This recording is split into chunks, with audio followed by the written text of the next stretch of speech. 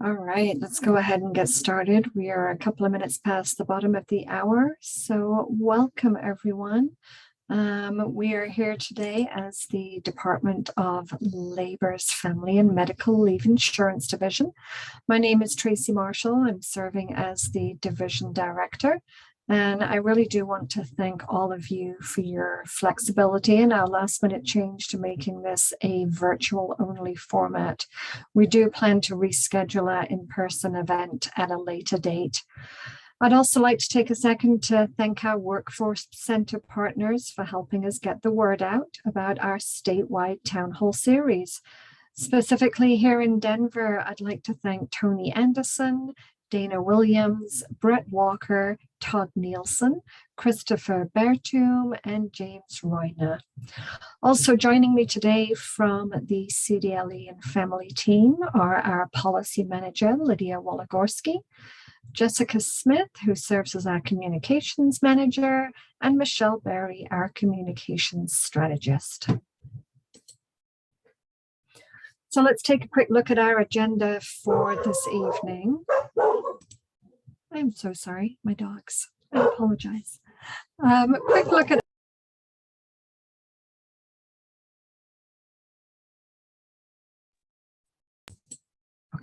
Quick look at the agenda. I'm so sorry for that. What is FAMLI? What does our timeline look like? When can employees use FAMLI? How do we get our funding, and what does that look like? How are you going to be able to calculate premiums? What are our offerings for private plans, and what does that look like for employers? The rulemaking process, some points specific for local governments, and then we will have time at the end for your questions. So I'll start by giving a quick overview of the program itself. FAMLI will be providing paid leave for Colorado workers to take care of themselves and their loved ones during certain life events, which we'll get into more in a moment. The program will cover almost all workers in Colorado, including those who are self-employed. The FAMLI program is a social insurance program, with both employers and employees contributing to the fund that will eventually pay out benefits. The premiums are set to 0.9% of the employee's wage, with half of that being paid by the employer and the other half by the employee. The initial FAMLI premium rate is fixed at that 0.9% through 2024. From 2025 and beyond, the director of the FAMLI division will set the premium rate, and that's done according to a formula based on the monetary value of the fund each year. Per the statute, FAMLI premiums will never go above 1.2%, and it has been demonstrated in several states so far that premiums have decreased and benefits have been able to increase over time. So looking ahead at what's next in our implementation timeline. Later on this fall, we'll be deploying our online employer services portal, in which employers will register with the division and use this to pay premiums and to submit quarterly wage reports. My FAMLI Plus employer will operate similarly to my UI employer. We will be inviting local governments, TPAs, and employer administrators to register in the system in phases. And that's in order for us to be able to provide you with real-time support as you begin going through the registration process. Starting on January 1st of 2023, you'll need to have your payroll system set up to start deducting premiums from your employees and then subsequently remitting those payments along with the wage data into the My FAMLI Plus employer system. Every employer will need to register with My FAMLI Plus employer in that first quarter of 2023 before the first premium payment is due on April 30th. We will be offering a 30-day grace period for the first payment before it's considered late, as we do want to give employers plenty of time to get comfortable with the new system. Finally, beginning on January 1st of 2024, covered workers will be able to submit their requests for paid family leave. When we take a look at when benefits become available, that's looking into January of 2024, we should be aware that FAMLI will provide 12 weeks of paid leave for Colorado workers to take care of themselves and their loved ones. Those who experience birth complications may be eligible for an additional 4 weeks, giving them a total of 16 weeks of leave. Covered workers will be able to apply for family leave benefits during certain life events, and these may include things like managing a serious health condition, caring for a new child, including those that join the family through adoption and foster care, making arrangements ahead of military deployment, or to deal with the immediate needs and impacts arising from domestic partner violence or sexual assault. The program will cover almost all workers in Colorado, including those who are self-employed.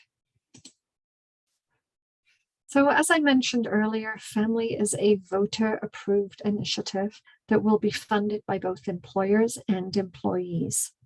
Employers with 9 or fewer employees are not required to pay the employer's share of the premium. They will only have to deduct and remit the 0.45% employee premium from their workers on a quarterly basis. Employers with 10 or more employees will share in the cost by matching that 0.45% premium. Employers can also choose, if they wish, to cover the employee premium as an added perk. Self-employed individuals may also voluntarily participate in the program, and they would pay that 0.45% employee premium. Handing over to Lydia now to go through the definition of wages. Great. Thank you, Tracy. Good evening, everyone. My name is Lydia Woloworski, and we're going to go through a lot of information together this evening, but we're going to start with our definition of wages. We're in the process of updating our rules to make FAMLI even simpler for our employer community, but we intend to use the same calculation of wages as employers are accustomed to using for our unemployment insurance system. Wages subject to family premiums will be the same wages, and premiums are paid on wages up to the federal Social Security wage cap. Keep in mind, this cap this number is not set in stone. This number is set by the Social Security Administration every fall, and so it will continue to change annually. But our intention is to make this as easy and as painless as we can for our employers. And so you can find a list of payments that are considered wages on our website at the link in this deck, and we will drop that link in the chat as well. When it comes to counting how many employees you have, your employer count will be calculated once a year by counting the number of employees you have on your payroll for the total 20 or more calendar work weeks in the preceding calendar year. So in 2023, employers that report having 10 or more employees who work during 20 or more weeks in all of 2022 will be required to pay the employer share of the premium for all 4 quarters in 2023. Employees on paid or unpaid leave, including sick or medical leave, leaves of absence, disciplinary suspension, should be counted as long as the employer expects the employee to return to active employment. Here's another way to visualize that 20-week calendar week concept. So we have a few examples here. The first 2 are seasonal workers, but both of these seasonal workers work more than 20 weeks throughout the calendar year. And note that if they both work intermittent schedules throughout the year, the worker only works 1 or 2 days during certain work weeks. And so say they're not full-time, they're part-time, they're only working a couple days.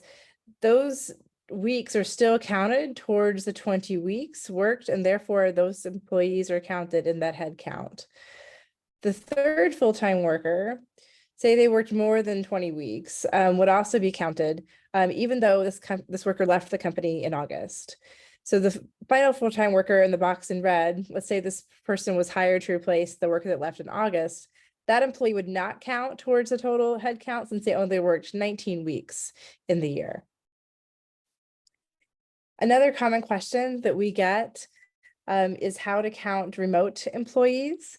And so we have a graphic for you here, but the employer that has more than 10 employees, even if they work outside of Colorado, that employer is still responsible for matching the 0.45% of the employer premium for its 3 employees who do work in Colorado.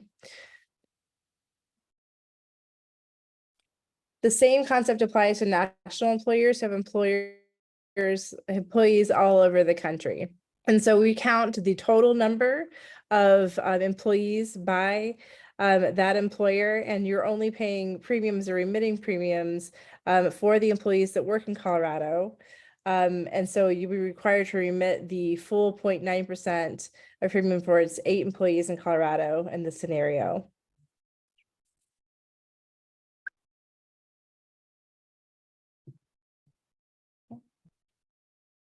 Now let's talk a little bit about what FAMLI is going to look like for employees once it's up and running in 2024. You can see a few ranges in terms of what the premium deductions and benefit payments will look like based on the employee's wages. When taking eligible family leave, employees will receive up to 90% of their wages based on a sliding scale. Benefits are capped at $1,100 per week, and this is proportional to the average weekly wage for Colorado and may increase over time. We have a benefit amount calculator on our website to help families get a rough estimate of both their deductions and eventual benefit payments.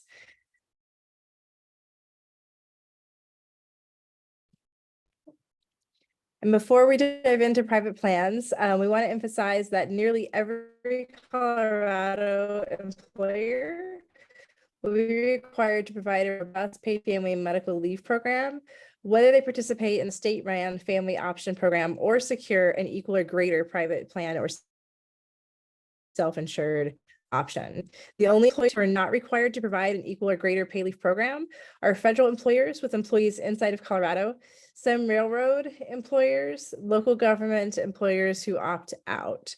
And so here's the difference between these 3 options. So private plan employers have the option to get their private plan insurance approved by providing the family division documentation that their private plan will be in place by January 1, 2024, and will provide equal or greater benefits to the family division. Self-insured private plans are another option for employers, and these plans are a subset of private plans, and they will need to follow all of the same rules and provisions and get approved by the division, just like all the other private plans. The only big difference is that these employers will also need to secure a surety bond in order for the division to vet the financial strength of the company. And then finally, local government employers, who again are the only employers who can truly opt out of family. They're not required to provide an equal or greater private plan, and the family statute was written to give them this flexibility.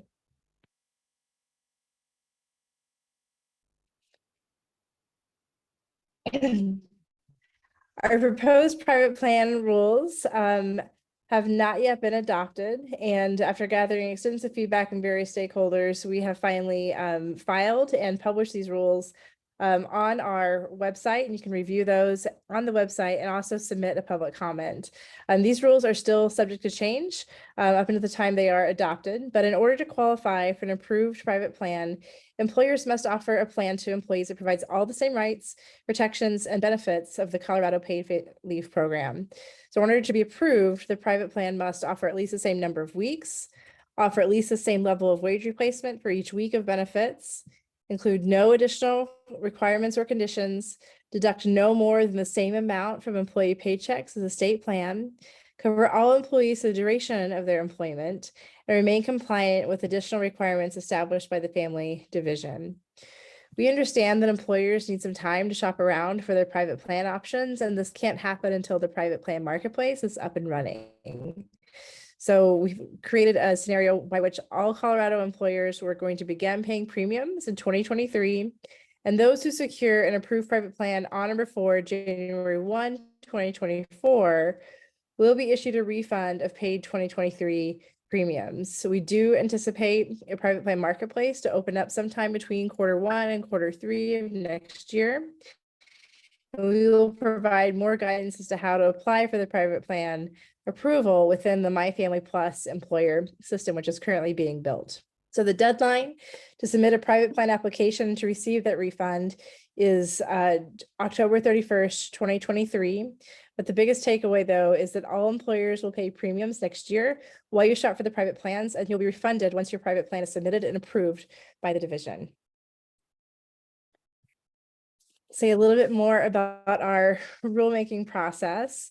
And so our benefit rules are now adopted, and our proposed private plan rules have just been filed and they are published to our website. The formal public comment period is currently open, and the virtual public hearing is set for October 17th at 5 p.m. We will be filing proposed rules for coordination of benefits and employee reimbursement of advance payments in the future. And our website is the best place to get all of the current information about our proposed and adopted rules. On that website, you can listen to past public hearings and submit public comments via our online form for any of the rules that we have established so far. And then now we're going to talk a little bit about local governments. And so unlike our private employers, our local government employers have a few more options when it comes to their participation in the program. And here are those three options.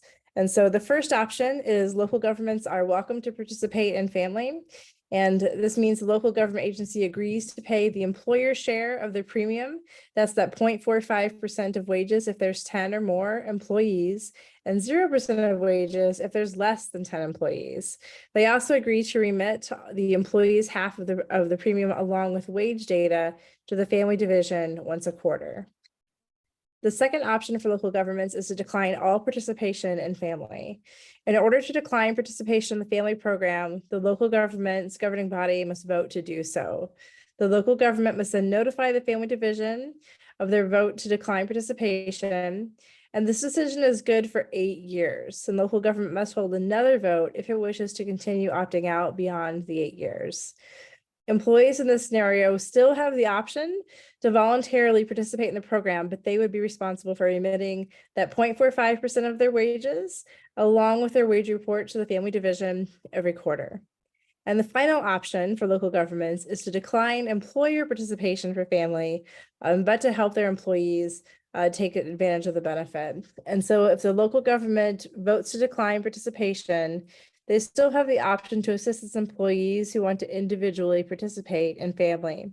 And this means the local government will facilitate a voluntary payroll deduction from their employees and remit the employee's share of the premium and give us the wage data information once a quarter. I'll turn it back to Tracy to wrap us up, and then we'll take your questions. Thanks so much, Lydia. So we do have a lot of additional resources available on our website, and I'm sure the links to these will get posted into the chat for you. We're coming out with more resources on a very, very regular basis. Right now on our website, you will find an HR fact sheet, a local government fact sheet, and a sample pay stub within our toolkit page. You'll also be able to estimate premiums and benefits using our online calculator. And we've also completed a local government guide along with a poster and a sample written employee notification on the local government's page of our website, which is at famli.colorado.gov.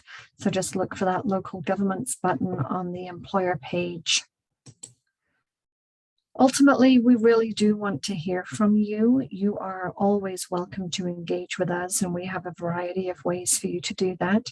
Our email address is listed here on the screen. You can also follow us on our social media outlets at Facebook, Twitter, Instagram, and LinkedIn.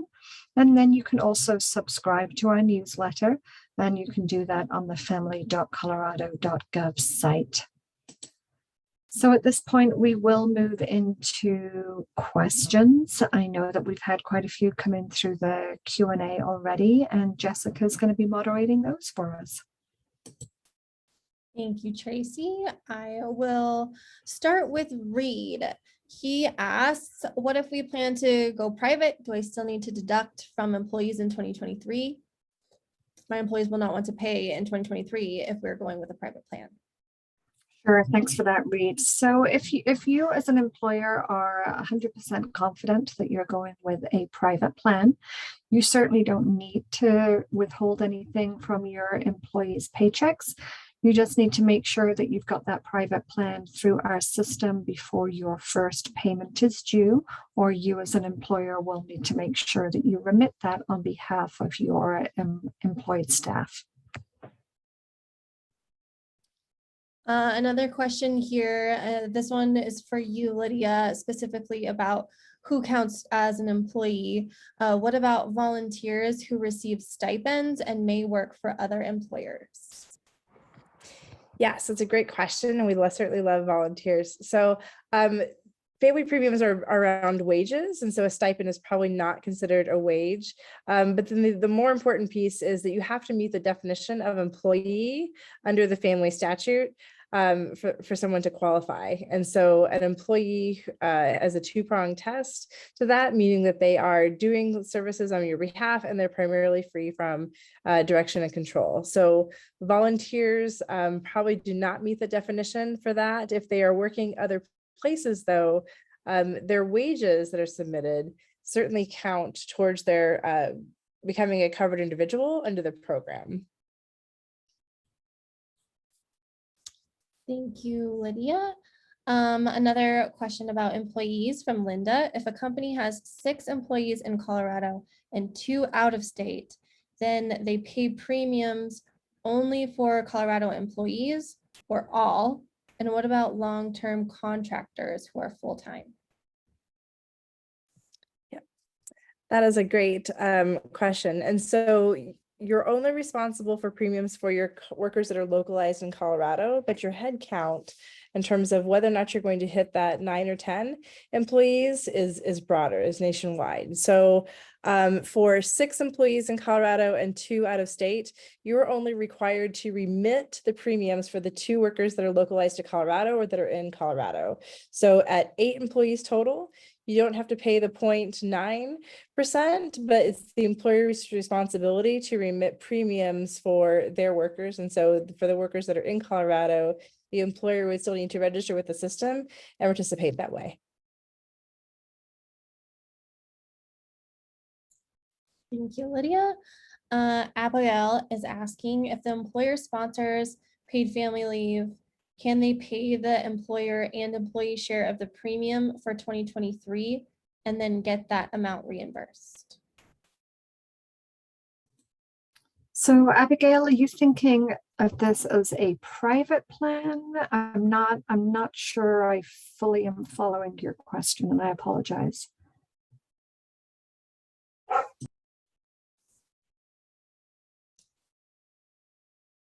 Abigail, I am going to try to let you. Hi, I work for the great employer of Sun Life, and we pay for paid leave for all of our employees. We don't charge them.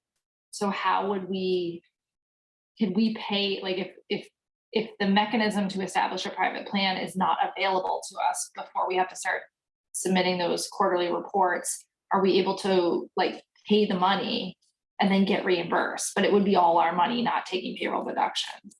Yeah, absolutely. You can do that. So you could say, you know what, we're a phenomenal employer. We're going to pay the full 0.9% on behalf of our employees. Then if and when you submit your private plan request, we would reimburse those funds to you. Thank you. And I apologize for not grasping that the first time. No worries. Thanks, Abigail. We have one here from Martin Wells. Martine, what date were the private plan proposed rules made available? So Martine, we filed those with the Secretary of State Friday afternoon, and they are up on our website now. And I believe we posted them sometime Monday. I don't know the time, but they're on there. Another question about private plans from Julie. What is the administrative fee and how much is it? Is this an OTO or is it ongoing? Right. So we're not, we don't have the exact number yet, Julie. We're working on it. The difficulty that we're having to navigate as far as calculating that number is that the statute requires that the family division does the appeals process for private plans. So we need to be very conscious of the fact that should an individual on a private plan have their claim denied, it will be up to the family division to investigate that and determine whether or not a correct decision was made. That obviously comes with an overhead and a staffing need. So we are trying to dial that number in to make sure it's as fair and accurate as possible. At this point in time, I do anticipate it being a one-time only, but I can't really make a promise on that.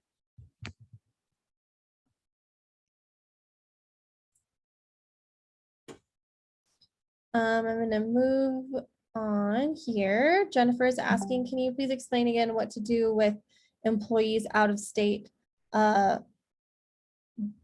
in Colorado-based company? I'm going to pull up those maps again. Can you please explain what to do with employees out of state, but working for a Colorado-based company?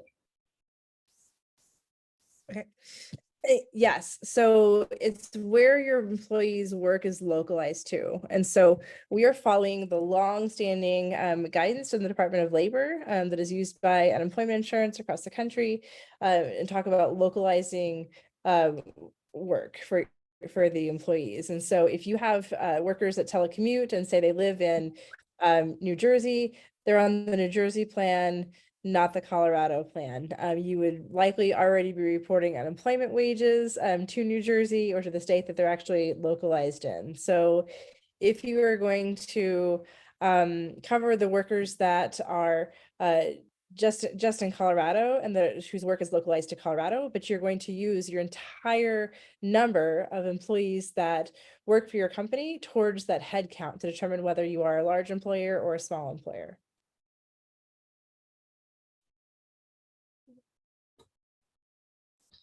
Thanks, Lydia. Here's another one from Julie. What do you anticipate as a window for approval on private plans when submitted? So I think we have a 45-day turnaround in the proposed rules right now. We are working with partners at Division of Insurance, and so they are certainly the experts on short-term disability plans that are existing in the state, and that's the line of business for which the private plans will be written under. So they will be working to make sure the plans are equivalent, and then we will handle the part where the employer gets to say, I'm exempted from the family program because I have this private plan. So we have given ourselves just 45 days to do that in the proposed rules, and we are going to try to stick to that.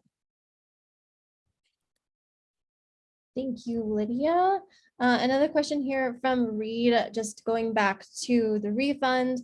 If he's asking, are we supposed to deduct from our employees and then refund them once they get their refund for the private plan? So Lydia, I'm wondering if you can talk about the options in terms of refunding employees if you do decide to deduct. Yep, sure. So private plans, just like our state plan, can deduct that 0.45 from their employees' paychecks. They don't have to, but they certainly can. And so if you are going to deduct those premiums from your employee paychecks, and then you apply for the refund, then that money should go back to that employee. Because it's their dollars that they paid in for the premiums. If you're getting the refund, they should also get that refund too. But it's only the part that they contributed in. Thank you, Lydia. Kate asks, does this take place of regular maternity leave? Go ahead. No, it certainly can, Kate. It's one of those things where if let's say your employer offers 20 weeks of maternity leave, we can certainly help and support with the first 12 weeks of that. And then you as an employer will be able to extend that. There's certainly some options available to you as to whether or not employers choose to use FAMLI to replace or to supplement if they already have a generous plan in place.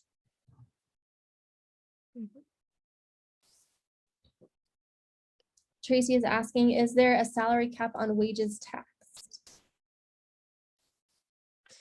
Yes, and so that salary cap is the Social Security cap on wages. And so just like you have at the federal level for your FICA, you're going to have that for family as well. And so right now it is like 147,000. We have projections for what this might look like in 2024, but of course that gets set every October by the federal government. So we'll be programming our systems accordingly. Thanks, Lydia. Abigail is asking if payroll deductions would begin January 1st, 2023, and employers want to avoid taking deductions because they are sure they will obtain a private plan. They would need to be approved prior to January 1st, 2023. I think the question is, would they need to be approved prior to Right. January 1st? And Abigail, they would not. The first payment isn't due to us until the end of the first quarter. And then we do have that 30-day grace period on there as well. So April 30th is the date by which payments would be due to the state. You would owe us nothing before then, and you've got that time to allow for your private plan to be approved. Thank you, Tracy.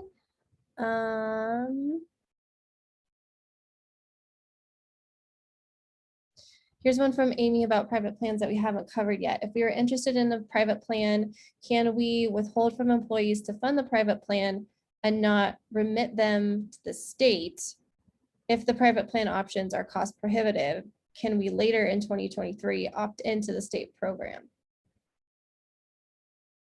Yes. So for if you're going to collect the premium from your employees under a private plan, you need to put that into a separate account. And so so you don't commingle funds, that sort of thing. And that's if you're having a private plan through a carrier. If you are doing a pure self-insurance option, those premiums that you take from the employees need to be in a separate account, and you would also need to provide a surety bond for that self-insurance option. You are always welcome in the state plan. If you find that the private plan is not meeting your needs, come on in.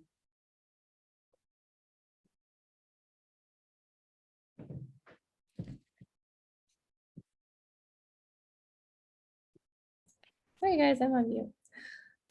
Just to clarify, until that private plan is approved by the division, you will have to remit those premiums to the state until it's approved, correct? Correct, until it's approved. Yep. And just FYI, we will send out this slide deck with all of the links in the chat and our follow-up email. You'll likely get that tomorrow. Another question here. Is the 0.45% deduction post-tax? So we are currently seeking guidance from the Colorado Department of Revenue on how to best approach this question, because we're not the tax experts and the statute does not give us this type of guidance, nor does the IRS to our program or to any other paid family medical leave program in the country. But we are calculating off the wages that are eligible for the unemployment insurance. Here's the one that we haven't covered yet. How does this interact with an employer's obligations under HIFWA, which is the Healthy Family Workplaces Act? So this is a great question, and we are going to address this fully in our coordination of benefits rules, which are the next ones up. And so there are some distinctions between HIFWA and family. HIFWA, you can think of as those are sick days, and family is leave. And so when you have those really longer periods of time and a major life event that you need to take an actual leave away from work. In terms of how those hours translate in between each other, there's some pieces that we need to figure out and shore up in the rules, because we have hours in one and a different set of time in the other. So we will be working on that. And here's one from Carrie that's also related to coordination of benefits. Our business already provides sick time for employees. How does the family program work in conjunction with an already established sick plan? For example, if an employee has accrued 400 hours of sick time, how does that work with the family program? Can the employee use in conjunction with or in addition to the family leave? For example, take 12 weeks through family and then 10 weeks through our employee benefit for a total of 22 weeks. Carrie, thank you for that question. There's a couple of pieces in there. And so teasing this out a little bit, the statute does say that an employer cannot make an employee exhaust any existing banks of time that they may have available to them before they can take family. So if you have a very generous sick time bank, you can't say you have to exhaust this before you can take family. In terms of FMLA and other programs, though, family was made to run concurrently with those times. And so you can be clear with your employees that your family time is running concurrently with your FMLA time. And you might want to work through the sick bank issue to account for this leave being available to workers.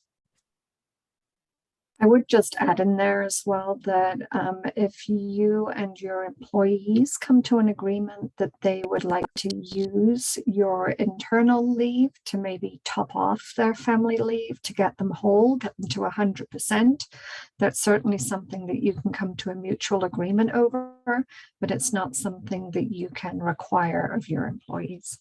So hopefully that helps too.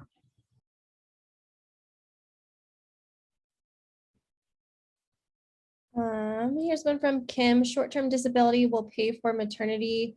Will the employee also be eligible for family if they have short-term disability benefits? Yes, so family, when it passes the ballot, is a right for Colorado workers at this point. And so yes, they will have access to family if they qualify on all the other grounds. For short-term disability plans, there is language in the statute that leaves this up to the employer in terms of working out how short-term and long-term disability might interact with family. Thank you, Lydia. Carrie is asking, can you clarify when a business owner counts toward the employee head count for paid family?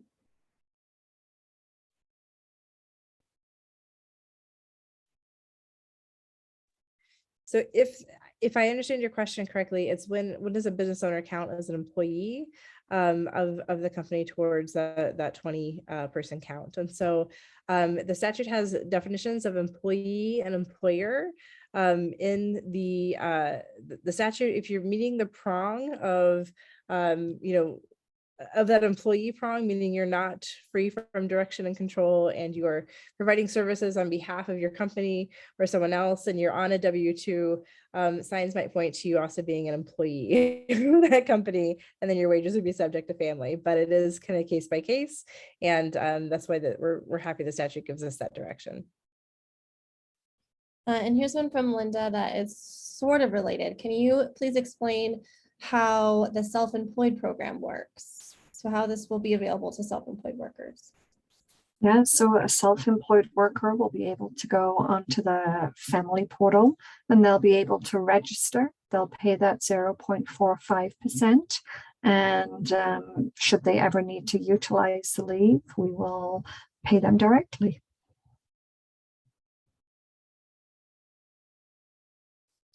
Here's one from Julie. If the employer is paying the entire 0.9% in the first quarter, must we reflect that in each payroll run? Or can we provide a Q1 wage report and calculate the premium off total wages?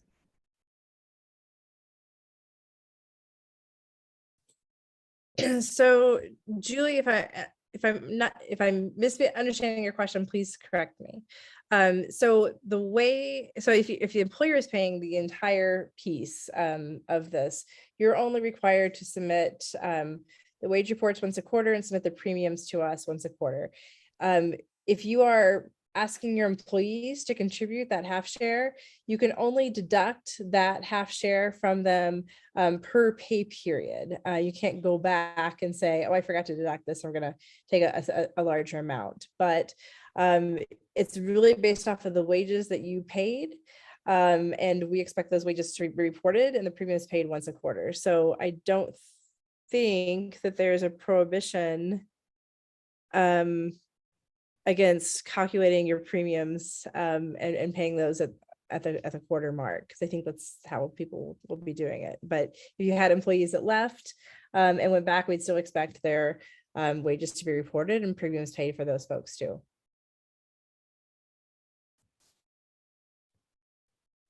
Abigail's asking when the application process will open up. I'm assuming you're referring to private plans. So the private plan application process is in the works. As Lydia mentioned earlier on, we're currently working closely with DOI. And as soon as we're ready to open that private plan marketplace, for want of a better word, we'll certainly notify you and make sure that you have plenty of time to get registered in there. And here's another one from Martin Wells. The proposed regulations reference a private employer having a separate account for its plan. Can an employer just commit to pay leave, or does it really need to create a separate account and pay from there? Yeah. So right now the proposed rules ask for a separate account for the employee share of the premiums. And so if you are going to collect money from your employees, those should be going only towards the paid family medical leave program and their benefits and towards that program. So, and that is, because this deduction interacts with other labor laws around employment in terms of what you can deduct for your employees, what you can do with those dollars. And so that's in the current proposed rules. Those proposed rules are subject to change, and we change those rules based off of feedback and testimony and public comments and research that we do in between the time that they're filed and the time that they're adopted. Thanks, Lydia. Here's one from Stephanie that we haven't touched on yet. If we already offer fully paid family/medical leave, could an employee use family concurrently to that or only be used separately? This is something that will be addressed in our coordination of benefits rules. The original intent of the FAMLI proposition was that these kind of leaves would be used concurrently, but obviously there's always going to be individual circumstance, and without knowing exactly what your company's policy says, it's a little bit of a difficult one for me to answer. But there's a likelihood that in many circumstances they would be able to use them concurrently. And Tracy is asking, we mentioned employee communication template on the website / toolkit. She's not seeing it.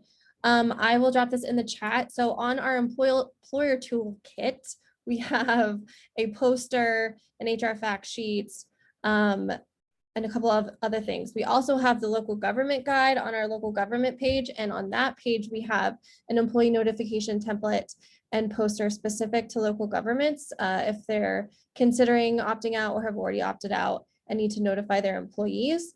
But I will tell you, we have several materials in the works. We're currently developing a piece of communications that employers can potentially put in with their, however you distribute your pay stubs now to help get their employees ready for the deduction starting in 2023. So expect that to get posted on our website soon. We'll of course send it out in newsletters.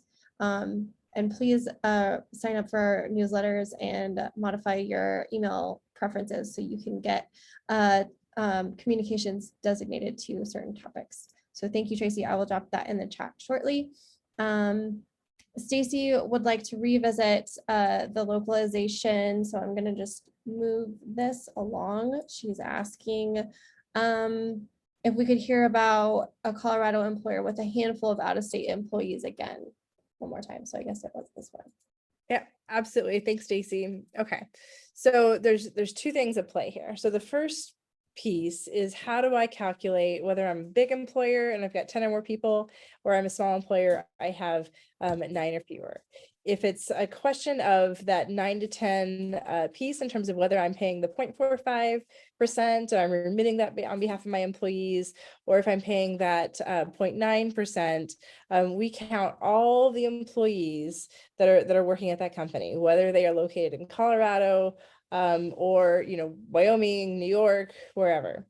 When it comes to paying the premiums for employees and employees that work at your company that have access to FAMLI, it's only the employees whose work is localized in Colorado. And so it would be the Colorado workers. Then, so for the Colorado workers, you would be responsible for remitting premiums on their behalf, but you would not have to do anything for your workers that were working in other states. You wouldn't have to pay premiums for them.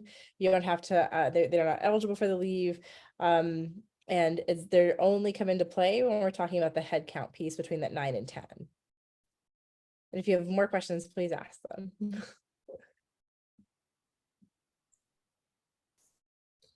And for Reed, he's asking about employers who already have a private plan and are paying for that private plan. This is a potentially large cash flow expense if they have to pay family premiums while they're waiting for approval to get reimbursed. So I'm wondering if we can just revisit the approval process, options throughout the year of 2023 and beyond. We're going to do, again, our very, very best to make this as speedy but thorough as we can. I would anticipate that private plan process and opt-out process being available in the first quarter. If you already have a private plan in place and you are confident that it meets or exceeds the requirements set out by FAMLI, likelihood is you may not have to actually submit any payments to us in the first quarter. If for some reason you do end up needing to make a payment to us in the first quarter because your plan has not yet been approved, as soon as your plan is approved, we will start processing that refund to you and get it out to you in a timely manner.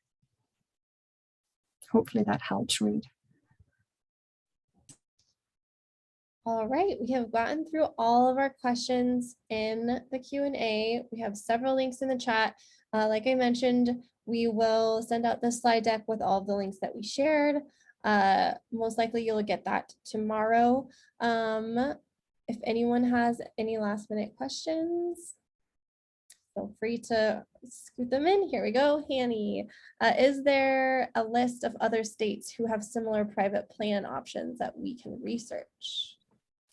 Yeah, we're only the 9th state, and I wonder now whether it's almost going to feel like a quiz if I can name them all, but Connecticut, Massachusetts, Rhode Island, New Jersey, New York, California, Oregon's in the works, not live yet, Washington. Am I missing anyone? I don't think I am, and the District of Columbia. So that felt a little bit like a high school map quiz, but I think I got them all in. Yeah.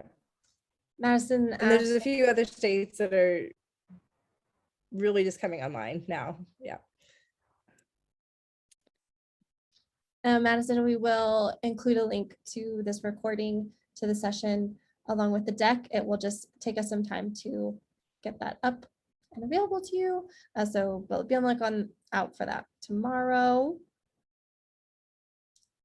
Linda, you are very welcome for all of this information. Abigail has provided the list for us. Thank you so much, Abigail. And Rhode Island, but they don't have private plans. Do we know that for sure? Lydia, Tracy? For Rhode Island, if they have private plans, I'd have to look that up, to be perfectly honest. Yeah. I think the rules regarding private plans and whether you can have one in place of the state-run plan vary from state to state. Not sure if we have those memorized. Sarah, is there an example pay stub on the FAMLI website? Yes, there is. That is on our employer toolkit page, and that link has been dropped into the chat. We'll also include all of these links in the follow-up email we send out tomorrow.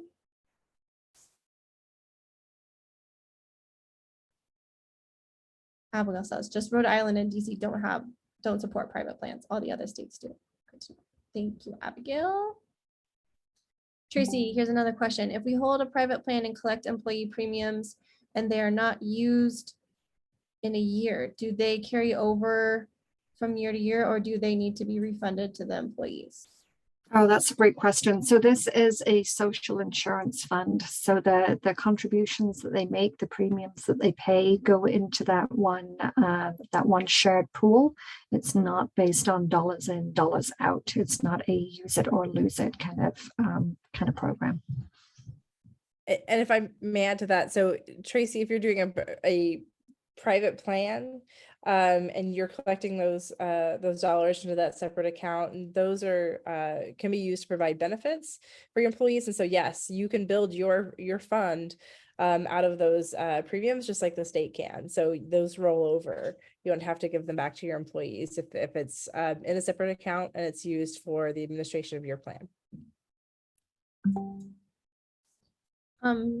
Terry's asking, where is the other 0.1% of funding coming from? I'm not sure if I understand that So question. it doesn't have to add up to a whole. So the 0.45% and the 0.45% make the 0.9%. We're not trying to get to a whole number. That's the way that the statute was written. That there is a potential it could decrease. There is a potential it could increase, but it will not go over that 1.2% cap. Thank you, Terry. We actually, since we have a few more minutes, we do have a poll that we're gonna run just to get a quick glance at what we're feeling in the room in terms of private plans. If I'm not sure if we have any local governments joining on the call today. It didn't seem like we had a lot of local government questions, but basically the two questions are, if you're a private employer, do you plan on using the state-run plan? The second question is, if you're a local government, do you plan on participating in the state-run plan or voting to opt out? So I'll give a few moments for you guys to answer that, and then we'll share the results.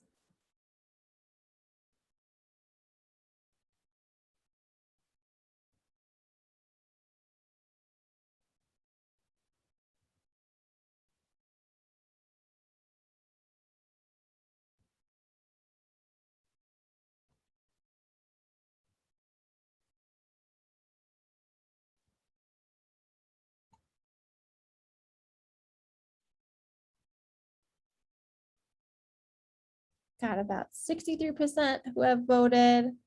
Anyone else want to get their last votes in?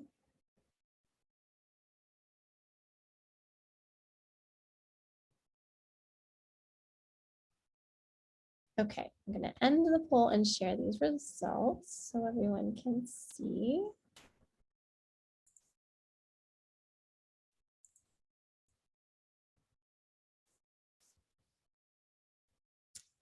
So we have about 23% saying they are going to participate, 18 saying they'll do a private plan, and 41 saying they have not decided yet. So hopefully for all of those undecided, this webinar and our materials that we'll share will give you as much information as you need to make an informed decision. Obviously, our private plan rules have not been adopted yet, but once they do, that could impact your decision as well. And only a few local governments who have also not decided yet. So thank you so much for sharing that. This is obviously very unofficial research, but it's nice to get a pulse of the folks in the room to see where you guys are leaning. Again, we will be publishing more materials, more educational materials throughout the year. We'll send that out via our newsletter and these monthly webinars and our town halls. We do have this statewide regional town hall series. They all have a virtual option, so you don't necessarily need to be in Fort Collins or Craig or anywhere else. If you want to hop on another one to ask more questions that come up, feel free to hop on virtually. With that, Tracy, Lydia, any other closing remarks? No, just thank you so much for your participation and have a wonderful rest of your evening.